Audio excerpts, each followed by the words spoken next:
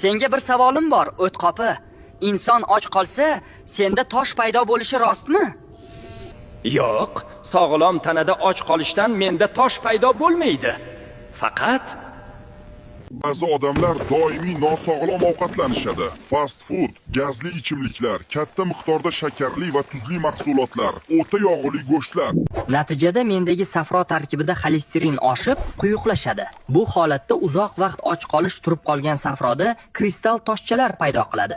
Kunlik suv normasi, kletchatka, oqsil va foydali yog'lar bilan kundalik ratsioningizni boyiting. Shunda har qanday ochlik ham sizni qo'rqitmaydi. Shuning uchun avvalo sog'lom ovqatlanish tartibini yo'lga qo'ying. Keyin esa interval ochlikni eng yengil ko'rinishidan boshlang. Demak, avvalo sog'lom turmush tarziga qayting, keyin interval ochlik qilsangiz, organizmingizda hech qanday toshlardan muammo bo'lmaydi. Videoga like bosing, och qolsam o'tqopimda tosh yig'iladi deydigan tanishingizga yuborib qo'ying.